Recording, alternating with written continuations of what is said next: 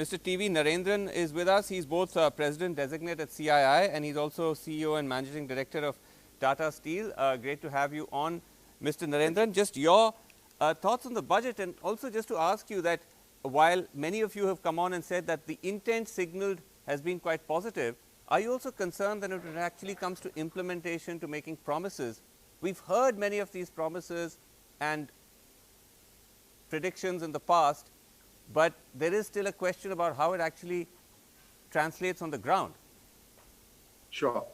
So I think a lot that CII has been asking for has got addressed. We said focus on infrastructure.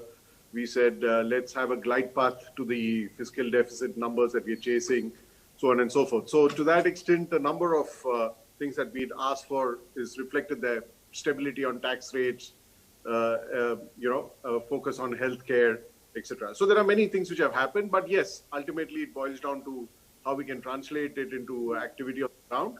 I think over the last few months, I did hear Pranoy's questions and the discussions just before this.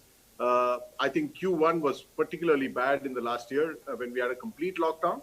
And I think the recovery post that lockdown has been quicker than we thought, at least in the October-December quarter and the current quarter.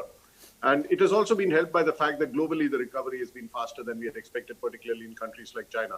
So I think India, to my mind, from an industry perspective, many of us feel that the recovery has been better than we had anticipated when we were in April, May, June. And that's reflecting in the numbers which the corporates are announcing. The key question is when does the investment cycle come back? And I think it'll take some more time for that. But implementation on the ground is key. I think some of the revenue targets set by the government to come from divestment is aggressive. It was aggressive last year. Last year was a pandemic year. They didn't get anywhere close to that. Let's hope they get some of it this year or most of it. Also, the focus on monetization, I think, is important. In addition to divestment, if they can monetize some of the government assets, that will also help the revenues. Otherwise, the glide path on the fiscal deficit would be challenging if we can't get the revenues up. But the GST collections in the last 4 months has certainly been encouraging. Right. Mr. Narendran, yes. Very good points. I totally agree with that. It was a bit worrying that the divestment last year was nowhere near the target. I think Vasu gave the exact figures. And it was a great year because the stock market just boomed in that. That was the time to disinvest or privatize. Let's use the word privatize. Disinvest often means one public sector buying from another public sector. Privatize. So the point you make is crucial, that it's very dependent on that. But I mean, we have great respect for Tata Steel. You are world leaders in this sector.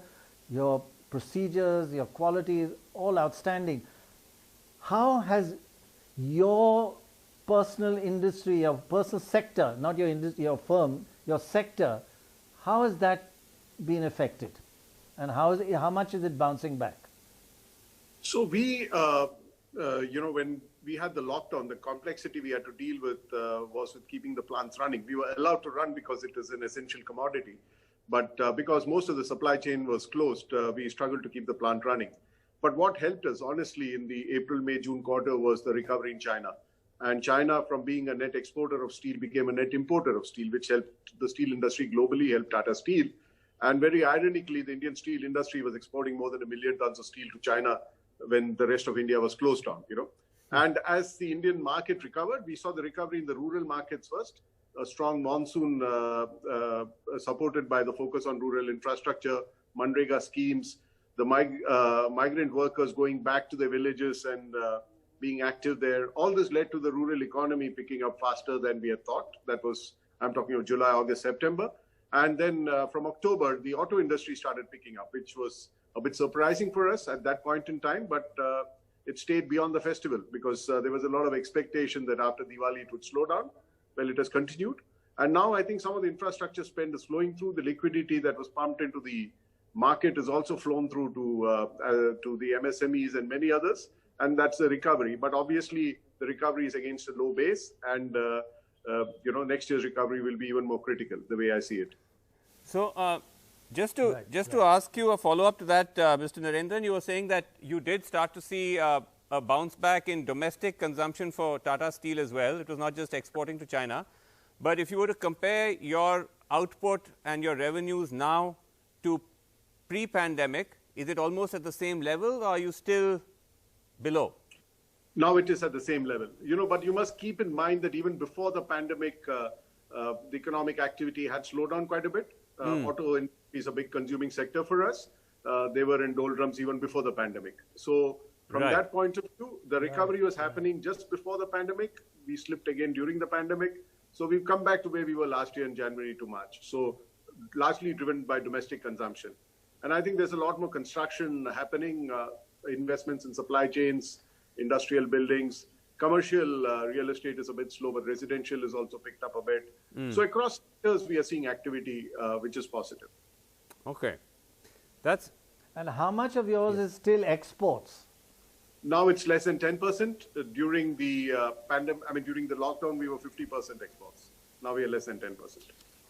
Oh, that's okay. And if your pre-pandemic turnover was 100, what is it now? It's pretty much 100. Okay. Okay, but you would normally have had a growth of 10% or something. So, okay, it's not bad at least, yeah. It's not bad. It's not bad. Steel, in some sense, is surrogate for a lot of the economic activity. I think driven by rural, by automotive, which picked up faster than we thought, and some of the construction happening. I think these are the three things which has really helped us recover faster than we thought. Honestly, I didn't think... point, the key words you mentioned was, we've had a improvement, but off a low base. That's why even with the improvement, we're still at the same level. And, so there, we pretty better as we go along. Yeah. Be another year before we are back to pre-pandemic levels at an economic activity point of view. Yeah. Right. Just one last question. One more year before to get to pre-pandemic. Sorry. Sorry. Just Go ahead, a clarification. One more year to get to pre-pandemic levels. Okay. Yeah, I'm saying if you have 11% growth on a 7% shrinkage, you're pretty much back to where you were.